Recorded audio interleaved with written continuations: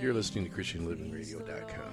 If you'd like to get your show, your ministry on the air, please contact us at 520-812-6363 or write to us at info@ChristianLivingRadio.com. And now back to the show. We're back with Joanne Pelcher of Unashamed by Grace. And today we're going to talk about celebrities and sexual addictions. We're going to start off today with a discussion on Jason Castro, the American Idol. How you doing today, Joanne? I'm doing great. Thank you so much for having us, or me, I guess. It's always a pleasure. Yeah.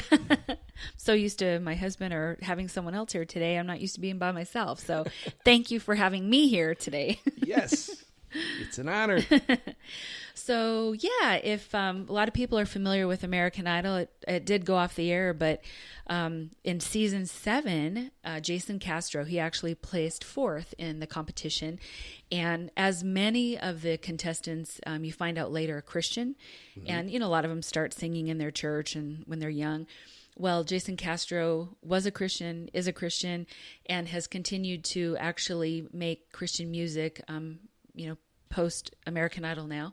And he has a movie that he's a part of. It's called I Am Second. It's a video movie. Oh, wow. Mm-hmm. Didn't know that one. And so in this video, he actually decided that this was time now for him to share this secret that he had, this addiction, which was to pornography.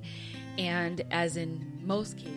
You're listening to Unashamed by Grace with Joanne Pelcher, right here on ChristianLivingRadio.com. So as in most cases with pornography, it's not something that just happened. He's all of a sudden one day he's in his late 20s and all of a sudden he has an addiction. It was something, as with most people, started very young, and he just felt it was time to come clean about it, because he has a family now. He has 2 children. He's married to his wife that was his girlfriend during his time on American Idol. And again, their story is so typical of just your average, normal person who's addicted to pornography. Their story is similar to what I usually hear with most people. Uh-huh. And that is that he struggled with this secret for so many years. He just felt like it was eating away at him because he knew he was a liar. And on the show, on American Idol, during the taping of it, because he was there for quite some time, placing 4th, he was there for almost the entire season. And he experienced so much loneliness. And a lot of times that's how the addiction to pornography can start, is from loneliness, and you reach out to try to fill that void. So he did, but it got worse during American Idol taping. So he said there was sometimes where he was even looking at pornography multiple times a day, like when he was on tour, like after the American Idol season ended, then the top 12, they usually go on tour to different states. Uh-huh. And while he was on tour, he was looking at pornography multiple times a day. And he said it was just bothering him, and it started getting him into a depression, which again is very typical to what happens to people. And he wasn't sleeping at night. He would stay up all night looking at pornography, and then he would just have so much shame that he couldn't take naps during the day. And it was such what he called an addictive cycle. And yes, that's what it becomes. It's a cycle. It's that shame. You act out, you feel horrible, and then because you feel horrible or you feel loneliness, then you start all over again. And so he just knew he was in this spiral and he couldn't get out of it. And so he started on tour. He was struggling with a lot of depression. Well, his background was when he went to audition with American Idol, he already had a very serious girlfriend. She was a Christian too. And they had made a promise to keep themselves pure for marriage.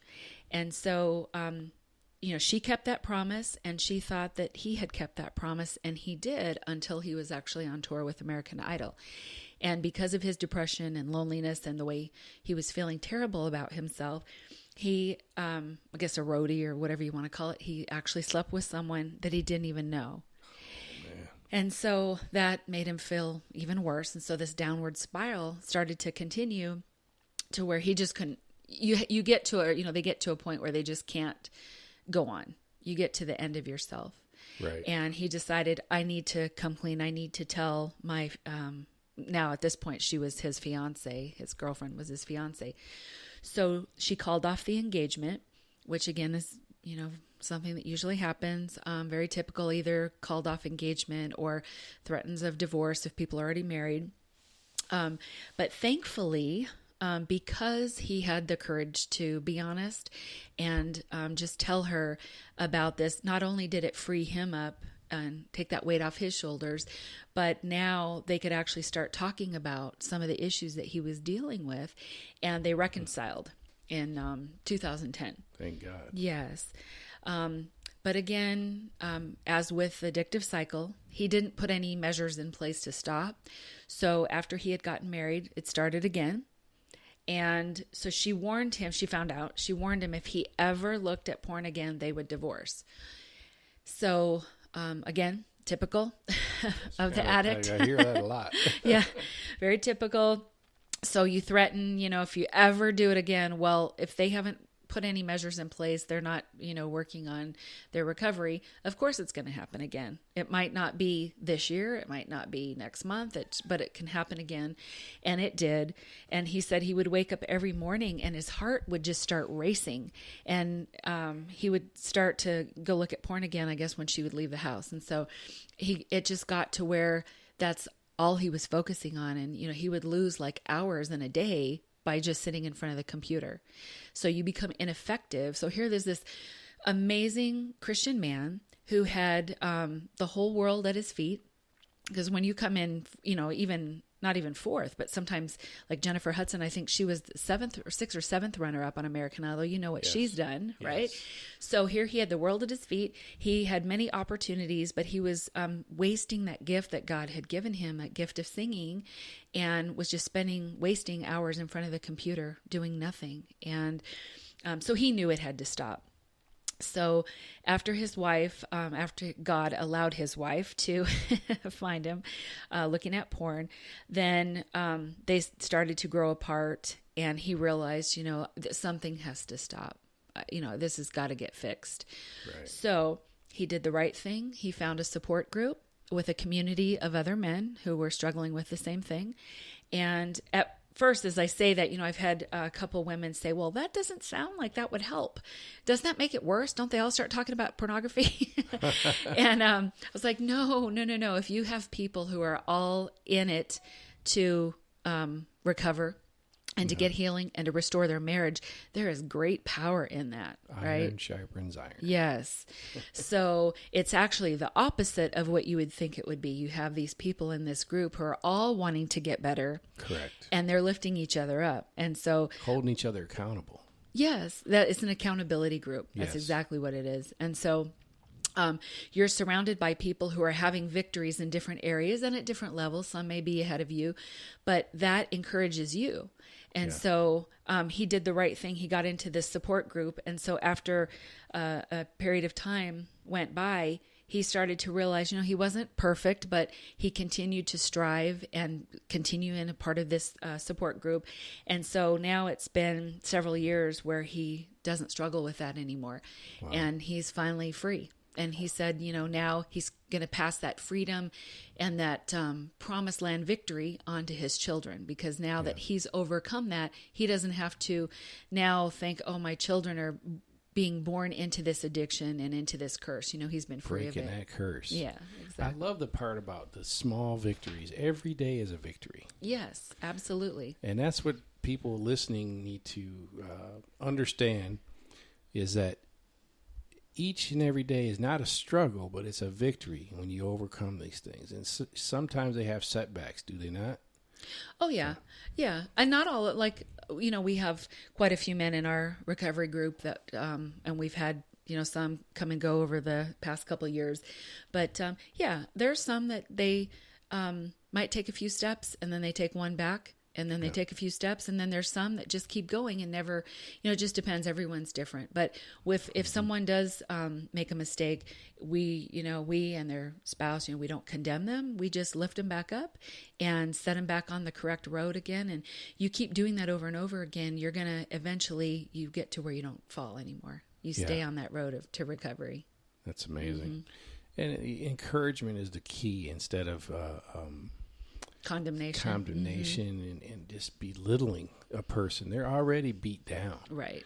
They're already in depression, like you said. And that, anytime you give them that extra condemnation, you just made it worse. Right. Didn't help the situation. So it's important for them going through or having these accountability resources and groups to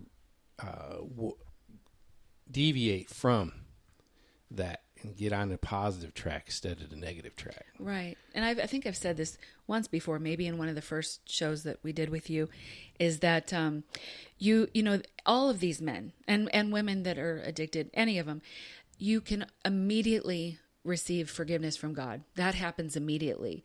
But it's the healing actually comes from being in a community, a support community of other believers, because that's where, when you see that other people who know all your stuff, all your junk, and still love you anyway, that's how you really heal. Because the root of pornography for most people is some sort of family trauma or trauma that they went through. And trauma doesn't necessarily have to mean something big. Right. There can be lots of little traumas that happen to people. You know, maybe their parents told them how terrible they were, or, you know, they didn't measure up. Those are called little whacks is what they're called. You get, you know, whacked as you're growing up, and all those little hits amount to big trauma by the time you're grown. So it doesn't really matter where it comes from, but it's like they're struggling with something that happened many years ago about the way they feel, you know, their self-confidence, the way they look at themselves. So if they are condemned by their spouse or their family, you're right, it just puts more shame. You're listening to ChristianLivingRadio.com. And more condemnation on them, and it's harder to get free when you feel that way. Yeah. Right? It's true. It's hard to get free. So the one thing I wanted to mention too is that as we continue to promote on your show, one thing that Jason Castro did was so great. When I heard this about him, he decided to remove every outlet and potential hazard that might weaken him.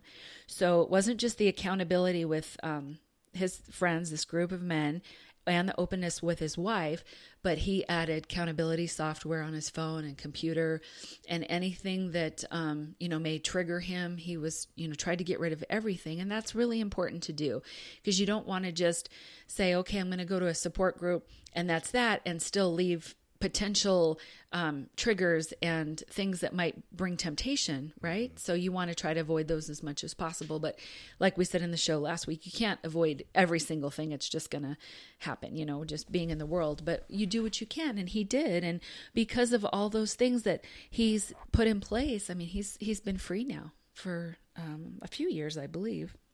It's amazing. I love his song, Hallelujah. I do too. Yeah. When I think of him on American Idol, that's the song that I always think of. I remember getting goosebumps watching him sing that song. Yeah. And that's what he's known for, actually, is that particular That song tune. Just touches your heart. Yeah. And you could feel a lot coming out of that. Mm-hmm. So I'm wondering if that had something to do with his start of recovery. Yeah. God ministering to him through that song. Yeah, because if you remember, like, I watched American Idol, I think starting from maybe season 3, and if you recall, they didn't allow a whole lot of Christian songs on that show. Didn't. And so that was quite surprising when Jason Castro did sing Hallelujah, because I remember thinking to myself, I don't hear very many Christian songs. And so he was able to get that in there and get that approved. And I love when I see that, like Carrie Underwood just recently, she was singing How Great Thou Art. I don't know if you've seen that video clip, but I love when stars aren't afraid to stand up for, what they believe in. And just like with Jason Castro, he's like, not that it would hurt his career, but, sometimes that might cross your mind. Like, if I do this, if I come out and I tell everybody that I had struggled with this and I've overcome a pornography addiction, what will that do to my record contract? What will that do to my fans who listen to me, Wow. But from what I understand, he's